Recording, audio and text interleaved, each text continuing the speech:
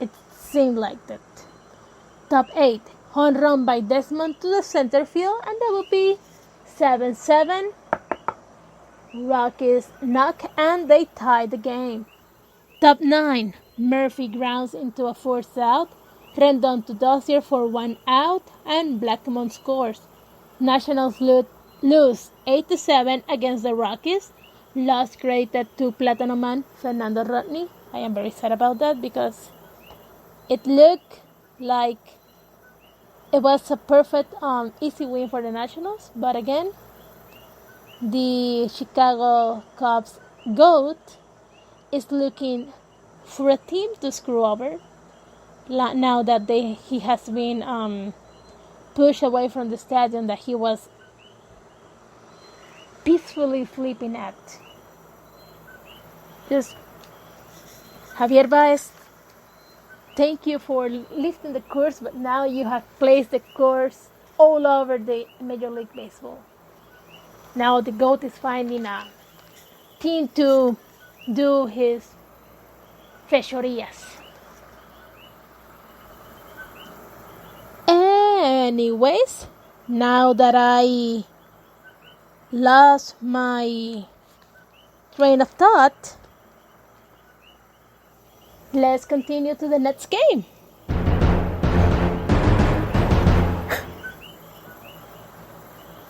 July 26, 2019, the Dodgers versus the Nationals.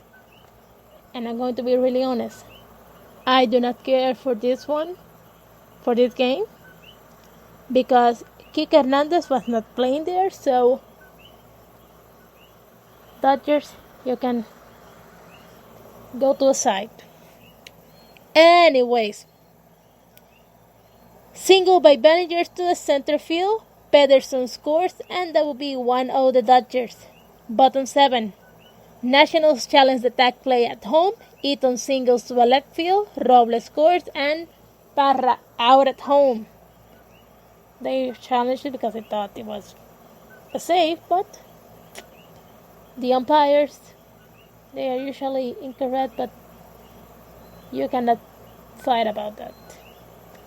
I learned that the hard way. Anyways, the Nationals say it's a tie game because Robles scores, so it's 1-1. Top 8.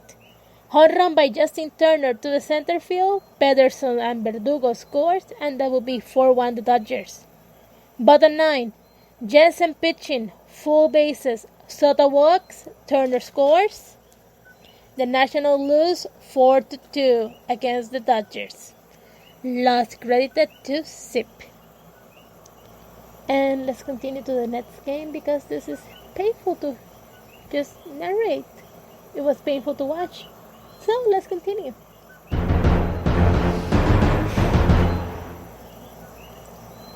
July 27, 2019, the Dodgers versus the Nationals. Bottom first, Eaton triples to the right field. Trea Turner scores. My one and only Juan Soto sac fly to the right field. Eaton scores, and that will be 2-0. The Nationals take the lead. Top 4. Single by Muncy to the center field. Bellinger scores. Seager doubles to the right field. Muncy scores, and Seager to third base on throwing error. Will Smith with a sac fly to the center field. Seager scores, and that will be 4-2. The Dodgers, they knock the door and they take the lead. Top 6. Will Smith, and this is not the actor. He doubles to the right field, and Muncy scores, and that will be 5-2 the Dodgers. Top 7. Bellinger singles to the right field. Turner scores. Will Smith doubles to the left field. Bellinger and Muncy and Seager scores, and that will be 9-2 the Dodgers on the run. Bottom 7. Jan Gomes with a solo home run, his 5th one, to the left field. 9-3 the Nationals knock, but is faint, and we lost that game again. Painful, really painful.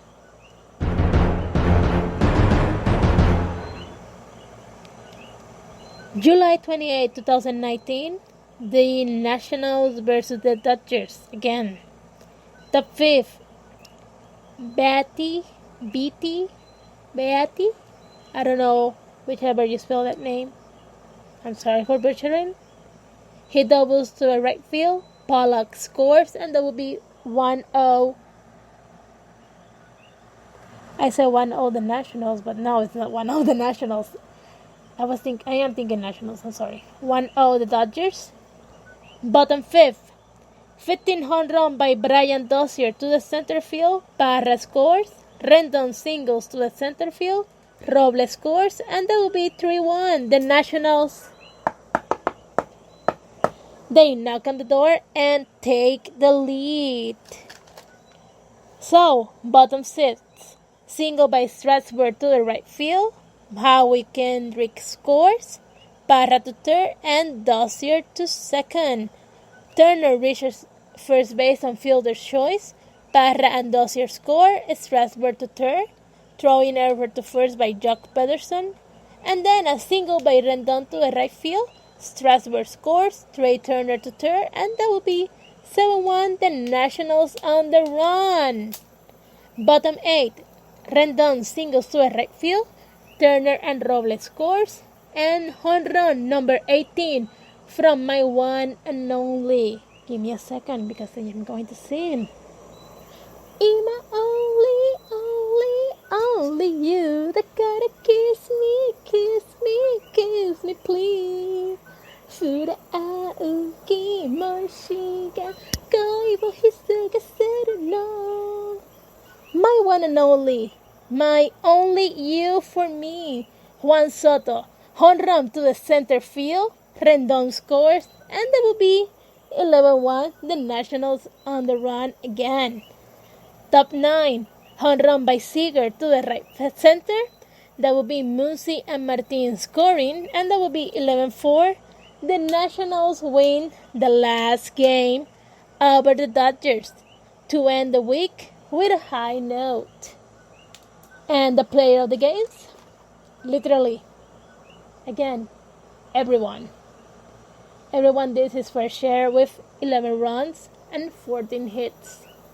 What more can we ask?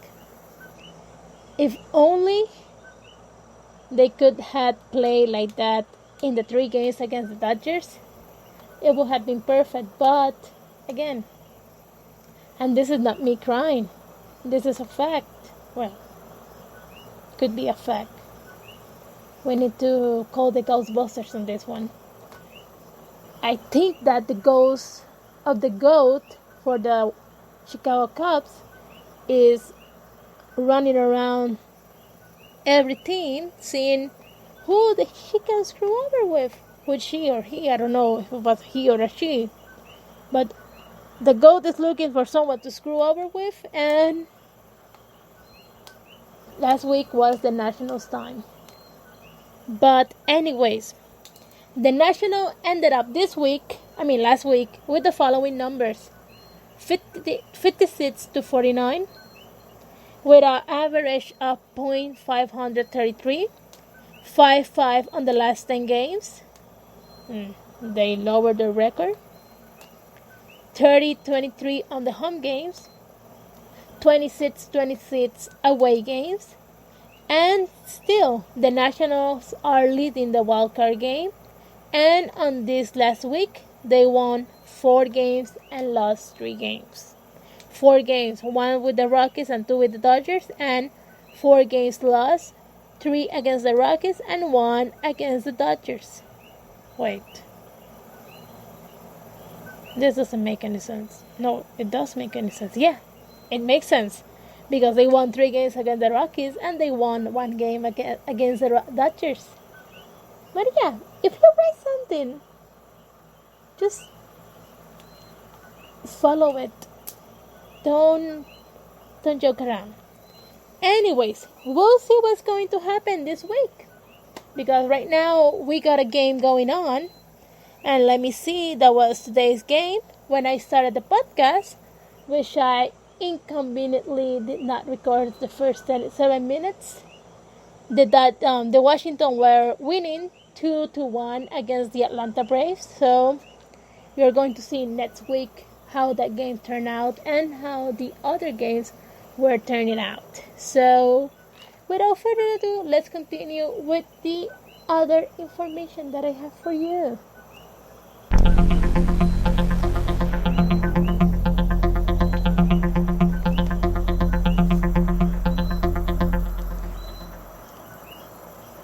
Okay, so now that we are over with the game's overview, now we are turning our faces to the corner of the players.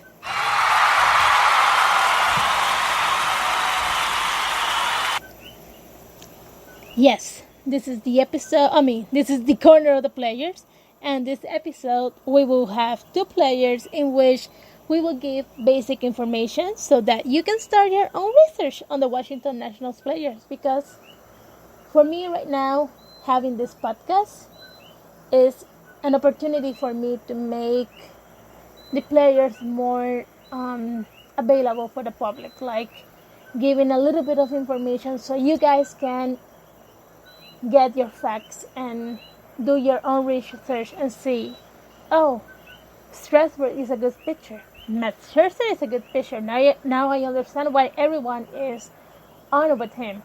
Juan Soto is a good pitcher, and that's why Maria is in love with him. Victor Robles is a good... Juan Soto is a good pitcher. Juan Soto is a good player. I'm sorry.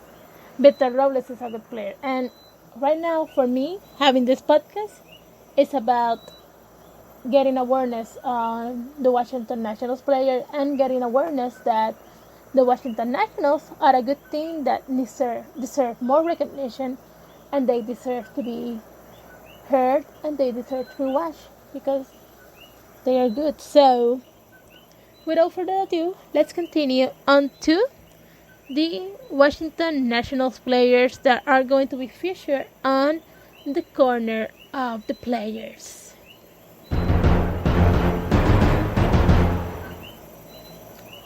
Okay, so first off is Trea Turner. He plays the shortstop, the center field, and the second base. Though he has spent a fair share of time playing the shortstop position, so we know him better as the shortstop for the Washington Nationals. So his statistics for 2019 were 275 at-bats, 79 hits, 8 home runs, and a batting average of .287 and a 0.7 WAR.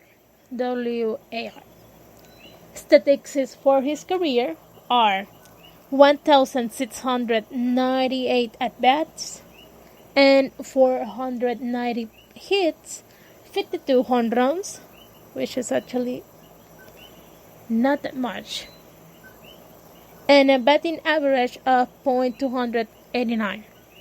So, Trea Turner, he's not that much of a hitter, but he does many other things on the field in the defense that are worthy of recognition. Like, there's so many things that he does that are not on the statistics numbers, and that's why many people say, oh, he's a player of the, like it was in Spanish, un jugador del montón, a player of the bunch. But aside from that, besides he's not that much of a hitter, Trea Turner has hit for the cycle twice, both times against the Rockies, and like I said before, Trea does so much in the field, both in and out, and personally, I think that he could be a potential fit for the most valuable player, because when you see a game without Trea Turner, for me, the team is not same. Like there is the cohesion, like the team stays together, but they are not glued together. Like when you see the current lineup, you see Eaton, you see Turner, you see Robles, you see Soto, you see Rendon, you see Suzuki, you see